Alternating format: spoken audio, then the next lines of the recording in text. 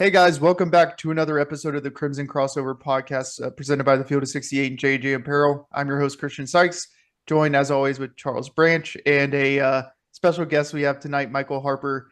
Unfortunately, Joey had some family things come up, so Michael, who's been a guest in previous episodes, is a going to join us tonight. How you guys doing tonight? Doing great. How are you? Can't complain. Charles?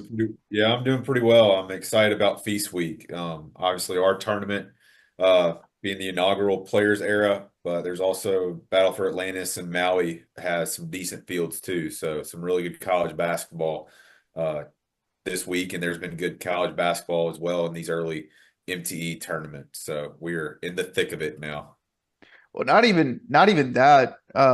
We were talking about kind of our opponents, which we'll get into. And shout out Petway, who got a big win over a future opponent of ours, the Rutgers. The Rutgers, wow. Rutgers at home, a ranked win for them. And it's just kind of the nature of college basketball this season, where I think the theme is going to be the same as it was last year. It's tough to win on the road. And I know Kennesaw State is in a daunting road environment, but um, when you're out of your element, it's tough to win. And that's what Rutgers kind of saw, I guess, today when we're recording this. But credit to Rutgers. I know that game was probably for Ace Bailey to allow some people close to him to go see him, but credit to them for scheduling that game at Kennesaw State. And obviously a ton of credit to Coach Petway for getting the win. They were up as much as 21 points in that game, and Rutgers fought back and made it close. It's kind of looking over just some of the numbers, and Kennesaw State killed them on the glass. I think they almost doubled them up rebounding. Um, but even Kennesaw State had 22 turnovers to Rutgers 9, and then they still come away with the win. So very impressive win for Kennesaw State for Coach Pett, and we'll obviously get our shot here against Rutgers here in the next few days. Yeah, it's fun watching the former our former staff members under Oates having some success this year. With obviously we saw what Brian Hodgson's doing with Arkansas State, and then Charlie Henry coming out and having a good start early after struggling last year. And having a really good start. It's fun to watch and good to see. It's really fun to see is the way they're implementing the NATO system within their own teams. Yeah, I haven't really checked on what Conch is doing at UTSA, but the I do know that I think who was it? I forget who said this. That they put out a tweet. Maybe Sean Miller. I think so. Put out a tweet where um, Charlie Henry's 4-2, Antoine Petway's 5-1, and then Hodgson's 4-1 or something like that. And so it's crazy to think that 2 years ago those three guys were assistant coaches for Alabama, and they're leading their programs who historically haven't been great programs into some type of success, and especially that Kennesaw State program. I know I forget his name. Was it Abdul Ahir Ramin? Raheem. Raheem, who sadly passed away this offseason, brought that program back to like relevance within the NCAA tournament, and then Pett kind of was able to take over after that. Um, and so maybe he has a little bit more talent than what that program normally would, but he's still having some success there, obviously, with the big win over Rutgers. But for Alabama, they get the Players Era Invitational this week, the first of its kind, which it's a NIL based type of tournament where I think that it's interesting because per NCAA guidelines or bylaws, they can't directly pay players, but it's being advertised as an NIL tournament.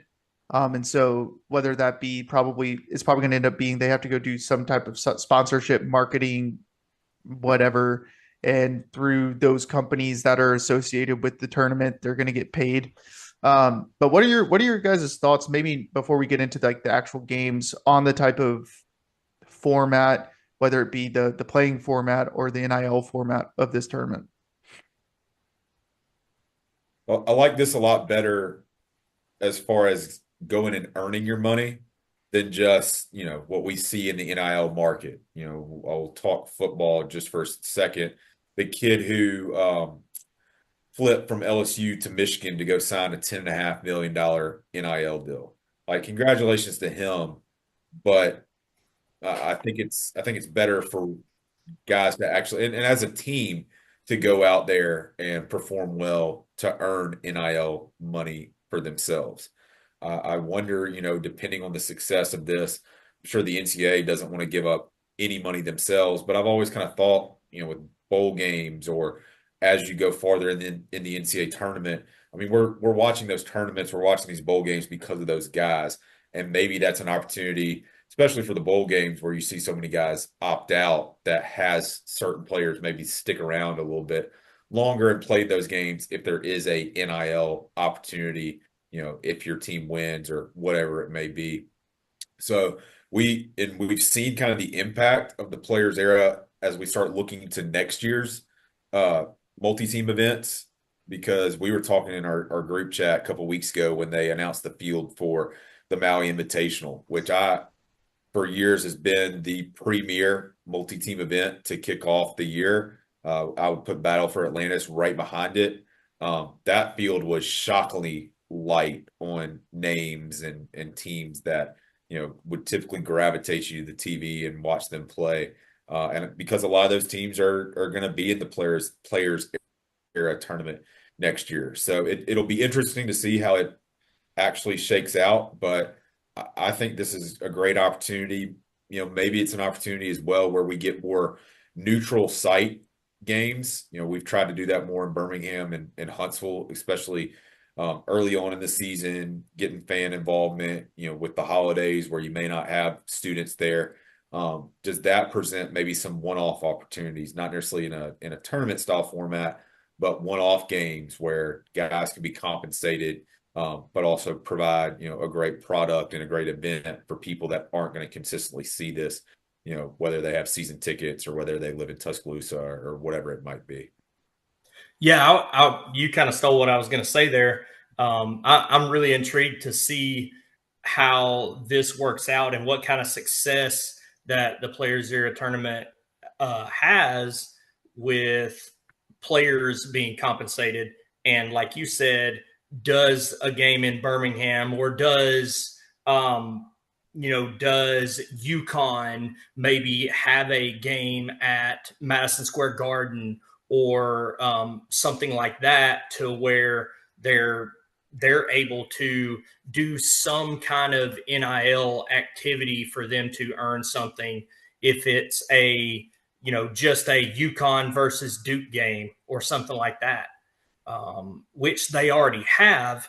But are you now able to market it to where players are going to make a little bit off of that? And again, I know it's kind of a tricky subject, because I have mixed feelings on NIL in general. Like, I I firmly believe in being able to contribute on your name, image, and likeness. Like, I firmly believe in that, but I think there's a gray area on, are you being paid to play, signing a contract, the tampering with free agency, essentially. So I think I'm intrigued to see how this is all going to work, but I think it's going to be fun to watch this year, next year, and in the future.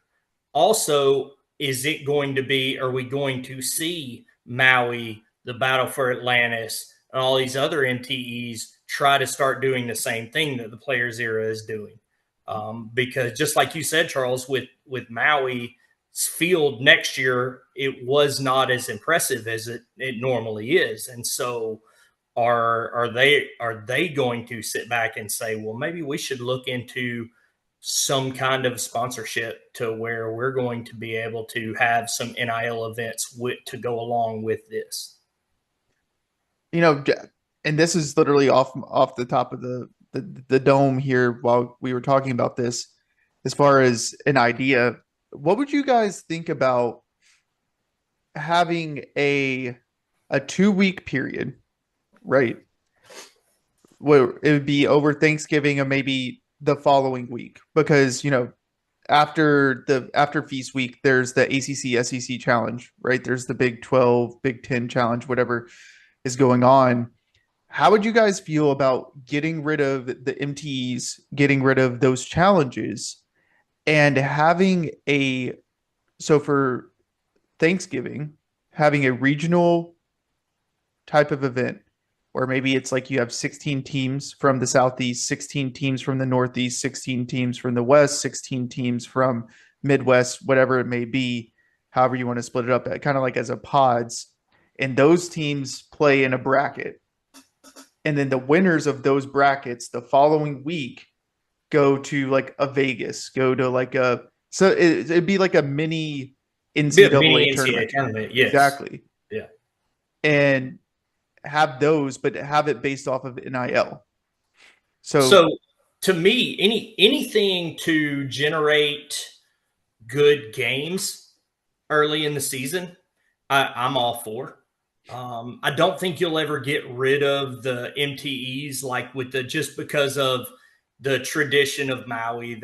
I know the Battle for Atlantis hasn't been out nearly as long as Maui, but you have those traditions, and I think those would be hard to leave. But you And could have it kind of like the NBA and I'm exactly, sorry to yeah. interrupt, Charles, but have it kind of like the NBA in season tournament. That's it's an intriguing idea. well, and when I think about these MTEs too, like they are going to locations that I think a lot of these kids, not just kids, a lot of people like us would like to go to. Like you're telling me I get to go to New York City for 4 or 5 days and play 2 basketball games in Madison Square Garden. I get to go to Las Vegas for a week. I get to go to Hawaii for a week, go to Charleston for the Charleston Classic, go down to the Bahamas. I know there's other tournaments in the Cayman Islands. I always find it funny these tournaments that are in the conference centers, and you see the chandelier still hanging down from the top as they're playing basketball. But that's why I don't. I think you're still going to have these multi-team events because they are in very unique locations that a lot of these players probably would have never been to previously. And so they get that experience while also getting to play basketball too. So you don't think that the Emerald Coast Classic is a destination type of event that Alabama should be playing in every season? No. I think if it was better than playing at Northwest Florida Community College, might be an okay event. Yeah. If I Whatever happened to the ESPN? Is the ESPN MTE still happening, like in Disney? The one in Orlando, Yeah. I'm not sure. they've shrunk it from 8 teams to 4 teams. It's Florida, Wake Forest, Minnesota, and Wichita State. Oh, okay. Seems like And Wichita State is in that every year. Well, I mean, we yeah. played Wichita State in that. Well, you have to understand they don't see water often, so they got to get it. Hey, I know all about Wichita, Kansas. um, but no, I just find the concept so intriguing, and I'm curious on how the players era even was able to get this okayed by the NCAA, because it feels like it's a direct contradiction to everything that the NCAA has stood for the last however many years, right? Um, and the fact that Alabama was kind of ballsy enough to be like, yeah, I mean, I think Alabama was one of the very first teams rumored to be a part of it. Um, and I remember we talked to Greg Byrne, and he was like, "Well, I can't comment on that because it wasn't done." And this was back in like March. And like he said that the concept's interesting, but there's a lot of legality stuff that they have to sift through, and so that's kind of where they were. But outside of the actual concept of the MTE, let's get to the games that'll get a little bit. First, you have the Houston game. Alabama's playing Houston, Rutgers, and then whatever third, however they're going to figure out the third, team.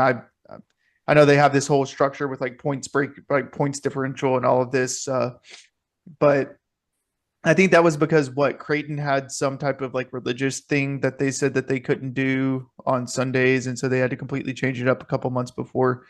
But I think Charles, you kind of did some research on our opponents. What do you got for us? Yeah, I just start with Houston. I don't think you have to do a ton of research to know that this is a really good basketball team, and it's been a really good basketball program over the past couple of years. Kelvin Sampson's done a great job there. They've come out and they've shot the ball really, really well. They're shooting about 48%, almost 50% from the 3-point line. And they're not a high volume 3-point shooting team like us, where they're taking 30 attempts. They're averaging about 20. But if you're knocking down, 9 or 10 of those a game, that's about what we are currently doing right now from the 3-point line. And their leading scorer, Emmanuel Sharp, is 11 of 15 on the year from the 3-point line. So you put that with what they've really been built on the defensive side for years, always pretty much been a top 5 KenPom team over the past couple of years on the defensive side. This will be a great challenge for us. I think just with this tournament and with this being the first game, we are going to learn a ton about our team. I mean, we've already started learning more as we went on the road against Purdue and having the win against Illinois and Birmingham this past week. But as you know, as we just talked about in this tournament, where you've got something on the line, monetarily, as far as you win this thing, you get more NIL money. But these are teams that you're going to have to beat if you're going to compete for a national championship. So I think I, I'm very interested to learn about our team. I expect us to be focused. I expect us to be ready to bring our hard hats into this game. Is this an opportunity where we're still tinkering with lineups? Who knows? Again, at the end of the day, a win or loss in this game won't really mean much as far as just continuing to build the resume and building on the seed line and stuff like that. But it'd be great to see us take the approach of, this is a must-win game, or just that we're putting our best foot forward in this game. I mean, we did kind of see that in the Illinois, I feel like, with the shakeup and the starting lineups. And obviously, we still got some other guys that need to get going. We talked about Jared Stevenson, Mark Sears coming off a game where he didn't score. We still got guys that we're expecting more of, and they're expecting more of themselves as well. So I'm very, very intrigued by this game, of course, very interested to see how we approach it. And with how good Houston has been doing on the offensive side, how much better can we play on the defensive side? Do we quit running past guys on the 3-point line? Can we get in a stance and guard? And then when they do shoot and miss, this is a game where you got to win the rebounding battle too. So can our big guys take care of the glass against guys like Jawan Roberts and Milos Uzan, Joseph Tugler, and let us get out and run and score in transition before having to play against their set defense? And So, go go ahead, ahead. go ahead. No, So the few things that I'm really curious to see, and I think are kind of the keys are, one, are our guards improved in drop coverage.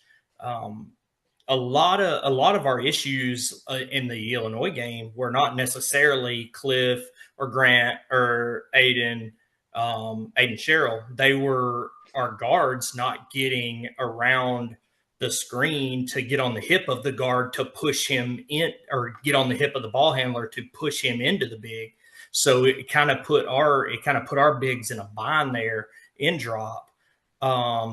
So now, uh, Illinois was a good screening team, and they did move a lot on their screens, so they got away with some illegal screens too. But anytime you have a big body like that setting a screen, it does make it a little tougher. So I'm curious to see how much we've improved on that, and if we throw any other wrinkle out at them. If we hedge a little bit if Cliff is out of the game, and if Grant's playing the 5. I felt like when Grant had to play the 5 last year and we went to hedging ball screens, he was better rather than having to play drop. So how we play the pick and roll game on both ends, On the offensive end, Houston likes to trap the pick and roll. They like to hard hedge the pick and roll. And then they like to do what's called tagging the roller from the guy that's guarding our guy that's in the backside corner. That defender comes and tries to do what's called tagging the roller. And basically, you cover him until the hedger can recover. So, how do we handle that? Our answer to that has always been a short roll. And so you set your ball screen and then you just roll to the free throw line. And then you can either attack from there or you spray it out to a shooter. So we haven't really seen Cliff do that yet. So how is Cliff going to be able to do that? Are we going to be able to find a shooter in the corner? What's he going to be like attacking? Is he going to be able to stay out of foul trouble from that? From attacking from the short, from the free throw line, is he going to get, an offensive foul or two? That's my, biggest takeaways from what are we going to see. So for those of you who are listening and are kind of curious about Michael's background, he does coach basketball if you can't tell, or previously coached basketball. I don't know if you're coaching anymore currently. I'm not. I have a couple of questions. One, Nate Oates has made a comment about bad passes, right? Specifically bad passes to Jaren Stevenson in the corner. Do you think that Jaren Stevenson's going 0 of 16 is largely attributed to that, or do you think it's just I personally think Jaren's kind of rushing his shot a bit. He's kind of trying to will it in, and I think by doing that, it's kind of messing up his rhythm. But do you think that the bad passes are a pretty significant cause of him not making shots? I think it's a little bit of both. I think it's a little bit of he's having to catch, like there have been a lot of passes that he's had to catch at his knees and off to the right, and that does contribute. When you're not catching the ball in your right in your shooting pocket, then it makes it a little more tough. If you're not if you're just not a knockdown shooter, he's a rhythm shooter. He needs to be able to catch that ball right in rhythm, and let it go. But to what you just said, I think there's that too. I think he is trying to will it in. I think he's pressing a little bit too much. He's the type of guy that, which we saw in the Elite Eight. He needs to see one go in. I think if he can just see one go in, he'll relax a little bit. It's also a lot like what we saw with Noah Clowney. When he went through didn't he miss like 21 in a row? And the time when he hit one, it came at a huge time at Arkansas. So I think he just needs to see one go in. Some of it is some passes. I think some of that also is Nate Oates not wanting to put not blame, but he doesn't want to get into Jaren's head, right? Like another coach in the state did with a certain guard that's now on our roster. Second best shooter on the team, by the way. Yes. So I think a lot of that is trying to keep Jaren's confidence up. So secondly, we talk a little bit about Mark Sears' struggles, right? And these aren't normal struggles that we would see where, oh, he's getting defended really tightly and he's just forcing tough shots and he's not making them. I mean, he's missing wide open shots that he hasn't missed the last 2 years at Alabama. What do you think is kind of going on there from a Mark Sears point of view? Go ahead, Charles. Oh, I was asking you. Oh, my fault. Yeah. Sorry, I'm the new guy. Yeah, you're the coach. You're the coach, remember? So a lot of it, I think, is the same issue. I think it's Sears. So I think it's Sears trying to show scouts. I think a lot of it may be Sears trying to show scouts what he is still capable of. I also think he is playing harder on defense. So his legs, I don't think he has his legs aren't quite as under him yet, because if you watch him, he is using a lot of energy on defense. So that does contribute to it some. And really, if you listen to one thing that Oates has talked about in the past of his times when he was at Romulus and when he first got the job at Romulus, they ran this same offensive system, but they were also full court pressing. They were trapping. They were running jump trap. And he said they became a bad shooting team because their legs were dead. So I think with as hard as Mark is guarding on defense now, or at least the effort he's giving, I think it's just gonna take a little bit of time to get his quote unquote sea legs under him. So, Charles, what do you think's going on with Mark Sears? I think it's not just him. I mean, it's a lot of the guys of just pressing and whether it's bad, not really catching it, where you want to catch it, you're having to move or shift a little bit.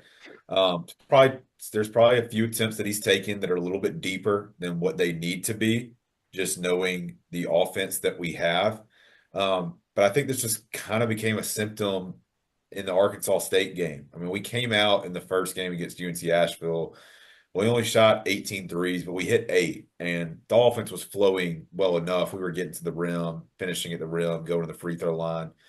And then we get in the game against Arkansas State and McNeese State, and we're just not as crisp offensively. We already talked, Arkansas State was really choppy with how many fouls were called in that game and going to the free throw line. So I think if I had to guess, it's a mindset thing that some guys like Aiden Holloway and Grant Nelson shot themselves out of it against Illinois, starting off as well. And some guys like Stevenson and Sears and probably a few others, once that first one goes down and you get to take that deep breath, everything else will kind of fall into place. Um, I think all three of us agree, while we don't want Mark to go over, and that's not something we want to see. We're all confident Mark Sears is going to be a guy who's, if he's not leading the team in points, he's going to be the top 2. He's going to average something probably like 15 points a game minimum, and he's going to be just fine, for us going forward. So I think it's just a little bit of angst throughout the team that seemed to finally be working itself out against Illinois in the last game. I also think when you cut down on the rotation a little bit, it'll work itself out too, where players can get into a little bit more of a rhythm. And that's not. I'm not being negative about that at all. I mean, Nate Oates has to try and figure out what the best rotations are right now. And so I think when you let players get in a little bit more rhythm, you'll start seeing a little bit of what we saw against Illinois. Well, and we did cut down the rotation in Illinois. Mo Diabate didn't play very much. Obviously, Mark Sears didn't play the final 11 minutes. Clift only played 10 minutes because of foul trouble. And so you kind of, just because of that, and also still not having Chris Youngblood, you did have to cut the rotation. And you saw guys like LeBaron Filan get into a kind of flow state, a kind of groove, and Aiden Holloway too. On the flip side of the bad, right? Let's talk about the good. And this is not just for you, Michael. So Charles, you can answer this one too. What have you guys seen from LeBaron Filan the first 2? I don't want to talk about the McNeese and Arkansas State game. I want to talk about the 2 big Power 5 games. What have you guys seen from him that I mean, I have my thoughts, but what are your thoughts on him and just kind of the type of player that he's going to be for Alabama? The biggest thing that I see from him is the confidence. Mackey Arena didn't phase him at all. And you can't say that about a lot of true freshmen. And, he is, I would feel comfortable right now if he had to be the real starting point guard, getting, 28 to 30 minutes a game, 32 minutes a game. He just, because of the energy that he plays with, and now I don't want to jinx him at all, but he plays smart with the ball too. So I don't have his assist to turnover ratio in front of me, but he seems to play very smart with the ball. And to me, his energy is infectious, and it goes throughout the team. Like he reminds me a little bit, and I know this comparison's been made on X as well, but uh, plays with a Colin Sexton esque energy. I think he had it was either 0 or 1 turnover versus Illinois. Yeah, it was a So it was a 9-to-1 assist to turnover ratio against Illinois, which is phenomenal for your fourth ever, Outstanding. fifth ever, excuse me, fifth ever college basketball game against a team that I was impressed with Illinois before coming into the game. They've obviously got some players. Illinois is going to be a good team. That's going to be a quality resume win for us going forward. Getting back to LeBaron, he's a guy who can score at the rim, and I that's something that travels. It doesn't matter what gym that you're playing at, you should be able to make a lot of layups. So having a guy like that can score at the rim and force teams to have to help off of our other shooters. Like when we played Kentucky and Florida last year, they defended us where they were not going to leave shooters on the 3-point line. So if we made a drive, there wasn't going to be any off-ball help to collapse to where we could then spray out to a shooter. They did that a few times, and that's when Sam Walters hit a couple threes and in Tuscaloosa, and we were able to claw back and get that game to overtime and eventually win. So guys like LeBaron, I put Mark Sears in that category.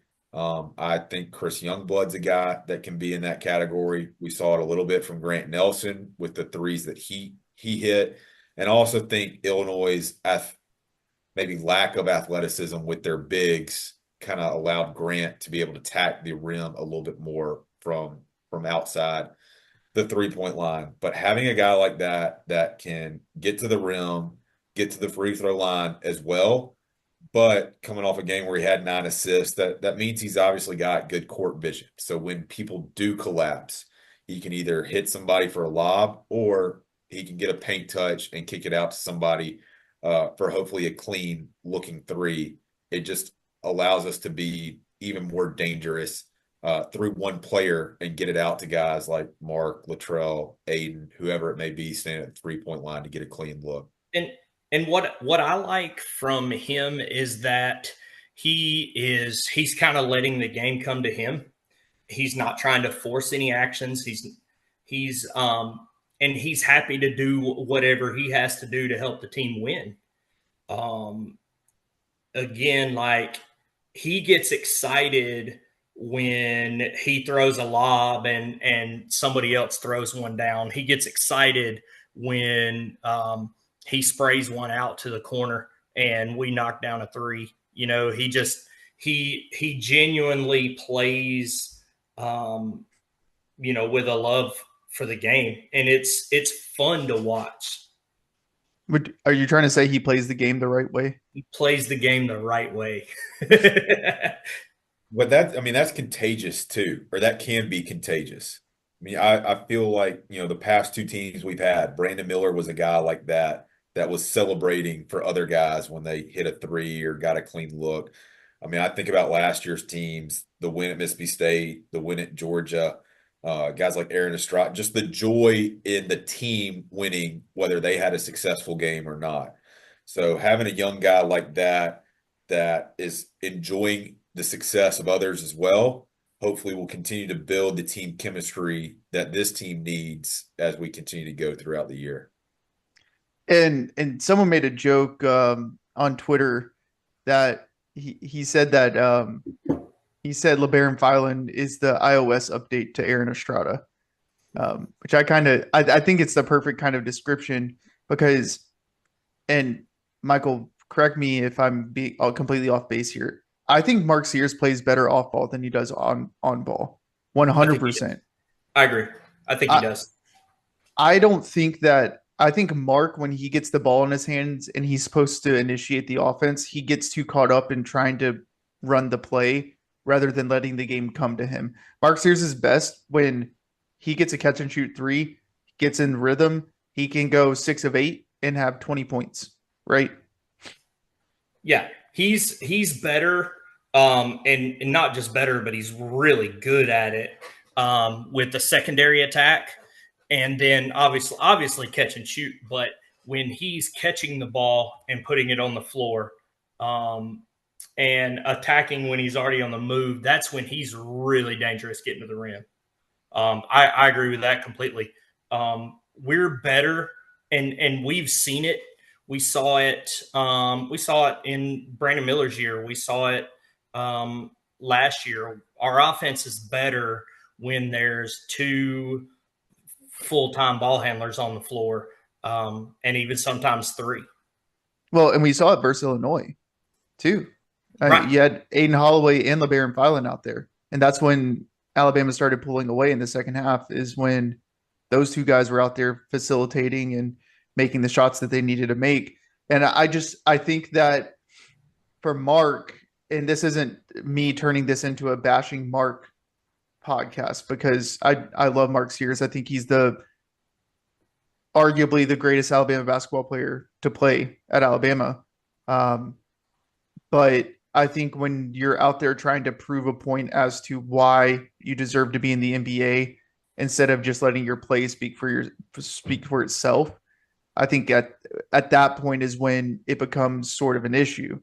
And I think that that's currently kind of the mindset that Mark's kind of dealing with right now, where like LeBaron Filan's letting the game come to him. He's not trying to force a shot. He's not trying to make the play that's going to win him the name Naismith, right?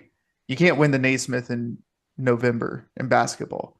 You can, it helps winning the Naismith in November, winning basketball games and playing well in those basketball games. And I think that that's kind of the minds, not the mindset, but that's kind of what I'm seeing from Mark, at least at this point in time.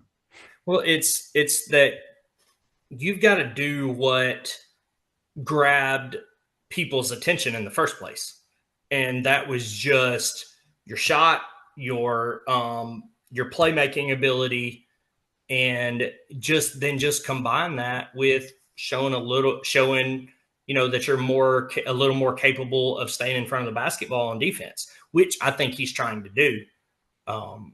But he's just like we both said, he's just got to stop pressing and let the game come to him and just get back to playing with the joy that he played with in the NCAA tournament. I think it was 2 weeks ago when we were going through, who was having to play a different role on this team. And we thought, Mark and Latrell are basically playing the same role.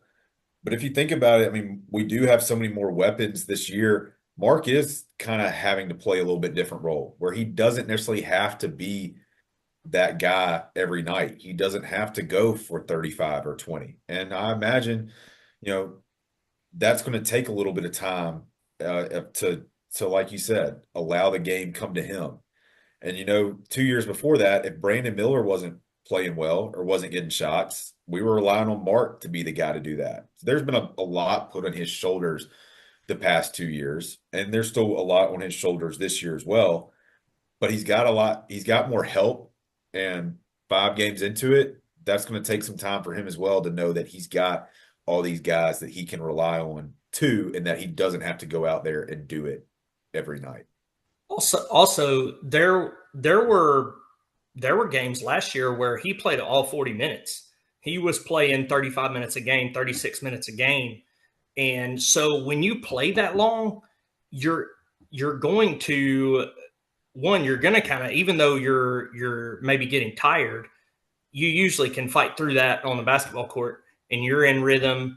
But you're also, even when you make a mistake, it's not as big of a deal because you have more time to play your way through that, right? Because you're on the court, you're getting to play through it. When you're not playing as many minutes, you're kind of, you're on the bench thinking about, well, what should I have done differently there when I'm in the game, um, or something like that, if that makes sense. And I think another thing is in bringing up his role last year. How many games last year would you would we have scored 100 points if we sat Mark out the final 11 minutes of the game? None. And we did it without Mark scoring a single point and sitting out the final 11 minutes of the game, right? And I'm not saying that's a Mark Sears thing. I'm just showing the depth of the team and the quality of the players around him, which he's played with Brandon Miller and Noah Clowney, yes, and Charles Bediako, who are NBA players ish. I know Noah Clowney and Brandon Miller are NBA players, but Charles Bediako is on the G League. Um, but none of those guys outside of Brandon Miller were scoring threats, right? Last year, we had guys that could score, but we didn't have scoring threats. I feel like there's two very different distinctions there, right? Um, They had to be set up. exactly. That's my point. And Like I'm he was typically the guy that had to set them up. exactly. And now this year, LeBaron Filan, I mean, he's getting a lot of his points attacking the basket, creating for himself. Aiden Holloway, he's catch and shooter, so obviously needs to be set up. Grant Nelson's doing a lot of ISO dribble to the basket, doing things himself. Jaron Stevenson, when he was playing well at the beginning of the Illinois game, he was driving to the basket, setting himself up off the wing, right? So Mark, I think, needs to learn how to play within that type of dynamic of facilitating and picking your spots to be effective within an offense of players that are talented enough to go get their own baskets, if that makes sense. Yeah, Well, he needs to attack the rim a little bit more. that's what I was about to say. I think one huge thing that would help Mark is to get to the free throw line early Tuesday night.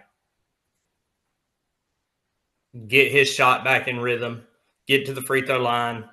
Um, and then again, like we just talked about with Jaron, like we talked about what Grant needed when he did it. See one go down, get the ball in the basket, and then the basket starts looking much bigger to you. Absolutely. Well, we haven't even talked about the Rutgers game. I want to make one more point about LeBaron Bylon, just real Okay. quick. Well, I just want to say I think we've won the trade with Kansas. That's all I want to do. I made a joke today. I said we traded Rylan Griffin and Matthew Gibson for LeBaron Filan. Because if you don't know, Matthew Gibson's covering Kansas right now. So you might discern whether or not that's a win for Alabama or not. So Charles, do you have the Rutgers kind of preview? Yeah, I mean, I think with Rutgers, it basically the two guys that are going to headline their team are obviously Ace Bailey and Dylan Harper. It's two guys that are projected to be lottery picks in the upcoming NBA draft. What I do feel like I know about Steve Pikiell's teams is they're going to be hard nosed as well. And when we did our non-conference preview, I said I thought this was going to be the toughest game on the schedule. I still believe a lot in that. There may be tougher games out there just from a more complete team. But coming off this game against Houston, and now you got to play Rutgers with these two phenomenal players and the style that Rutgers is playing or has played under Pikiell, I think this is going to be a very challenging game. Of course, Cliff being a part of it too makes it intriguing as well with him playing up at Rutgers for the past several years. Um, Again, they've Ace and Dylan they're both averaging about 20 points. That's where their scoring is coming from. A quick look at their box score against Kennesaw State. It was basically those two guys. They didn't really get a whole lot of help. So when you get into this game with Rutgers, if these two guys get theirs, they're good enough probably to beat you if they do that. But at the same time, if you can just hold these two and not let a third guy come with them, then you should feel comfortable winning this game. this will be another team, Big Ten team, that will be a quad one opponent for us. That you get a win, and it's only going to look better as the season goes on. So, um, I don't have a whole lot on Rutgers, just what I know of their program, of what these two guys are projected to be, and just trying to gauge what our mindset will be coming off the Houston game. If we can come out mentally focused with our hard hats, not only is that encouraging for this game, but it gives me a lot of encouragement for the rest of the season of the maturity of this team and being bought in to what the ultimate goal is of getting to the Final Four and a national championship. I think if Alabama comes out and beats Houston, I think they're winning the whole tournament. I really do. I think that this is a gut that Houston game's a gut check game, and I think that Alabama's going to be able to lean on their depth versus Rutgers being in a back-to-back game, and also lean on the experience of their team.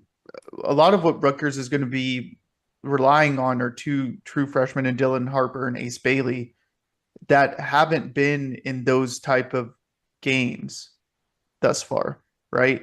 Um, and I think a lot like how Alabama was with Brandon Miller, where yeah, they're uber talented players that can win you a bunch of games, but when you're going up in against an experienced team that has a lot of guys that have played these types of games, that ultimately is going to win you the game, such like what we did with Alabama versus San Diego State a few years ago. And I think ultimately, I think the depth and the experience of Alabama is going to lead them to a victory versus Rutgers. Well, I will say this real quick because we like to talk about Ken Palm numbers every once in a while. Um, Rutgers is currently 24th in the country as it comes to the top 25. Would not expect them to be there tomorrow with the loss to Kennesaw State, but they're 78th overall in Ken Palm. So I guess voters, coaches poll, whatever, a little bit higher on them than what their analytics are showing right now. And they're a team that really hasn't played anybody as it relates to their non-conference schedule. And their tempo is not terrible. It's 113, so it's in the tough upper third of college basketball.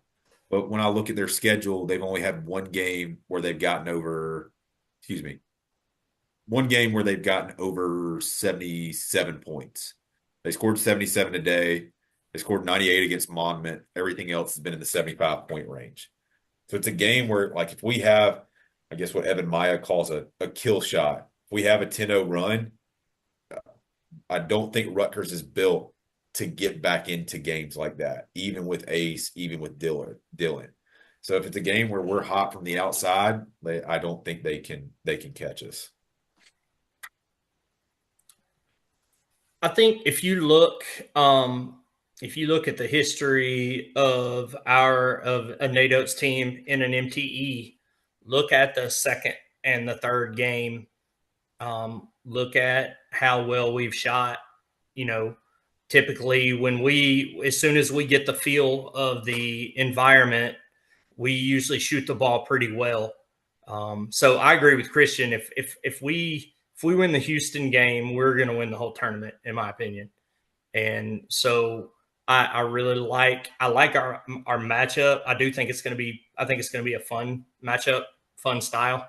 But I think with the way we typically shoot in the second and the third game of a typical MTE, I think that's a game that we're going to be okay.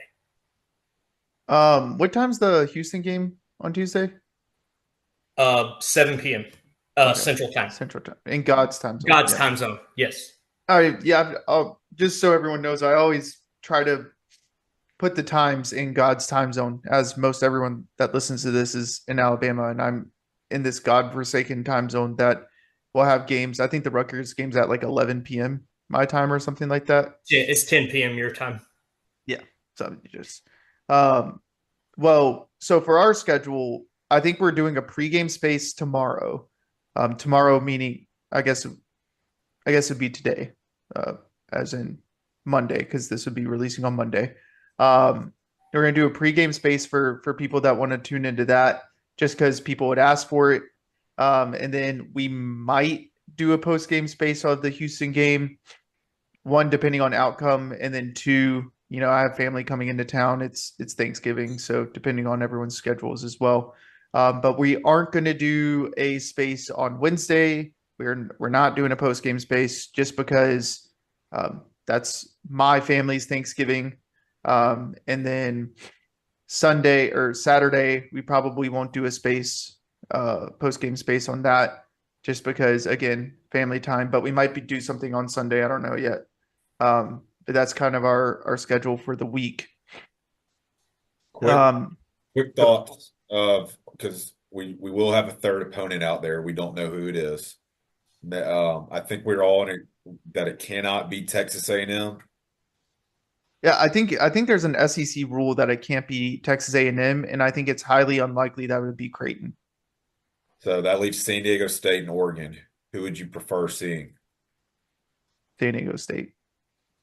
A little payback. Give me a rematch. I agree with that. Louisville has scarred me from San Diego State. And I think I lost a part of my soul that weekend. Yeah, give me San Diego State. I don't think that that's better for the resume. I think that Oregon probably would be better for the resume, but ultimately I don't think either of those really matter. Um, Let's just go ahead and play every Big Ten team possible. Yeah. Play Oregon. Yeah, See how we Oregon, Big finish in the Ten. Big Ten standings. Yeah. Oregon, Big Ten. I've completely forgot that Oregon plays in the Big Ten. Yeah, it's Yeah, weird to say.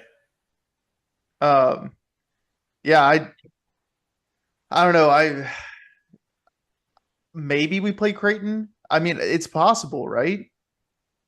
I So think so. There's no rule about that. I think I've seen before teams play in an MTE when they're already on the regular season schedule. So it's possible.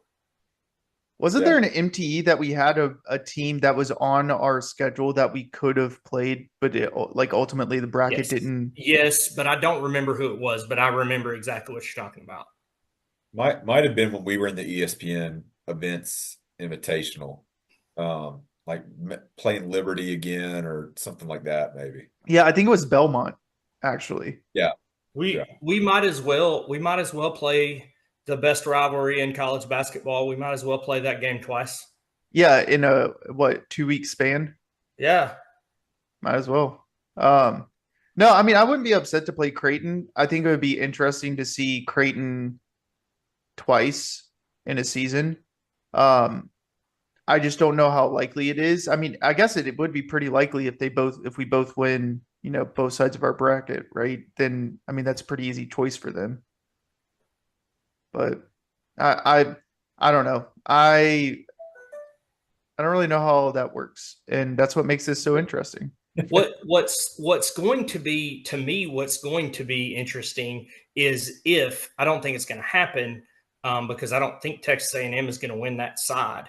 But what if Texas A&M wins that side and we win our side, and you're in a tournament for NIL? Yeah. How do you work around that? I'm sure they've obviously got to have a contingency plan, but that's really interesting to me. And maybe it's something that they talk to the SEC and they're like, hey, like this is kind of the way it is. And Yeah. I don't know. I don't know. But yeah, did I miss anything else on the podcast? Did we miss any topics? The I don't women think so, keep right? the women keep crushing it, but that's about it. Yeah, are they did the are they're still 21st, right? That's right. And that they've got, I think they're playing down the Emerald Coast here. They're playing in the Emerald Coast. I saw that on Twitter. Barker's playing really good basketball. I mean, they're not going to win the national championship, but they're a pretty good team. They're like I've said, if you get a chance to go watch them, go watch them. they're a really really solid team. Probably the best team that Christy Curry has put together. Um, Uh, Leah Brooks, that plays for um, uh, Alabama, is one of my former students from last oh, year. really? That's Yeah, sick. from Hazel Green. You think about this, they were picked to finish fifth in the SEC. Texas and Oklahoma in front of them. Texas was a number one seed in the NCAA tournament last year. I know Oklahoma's had a pretty good basketball program.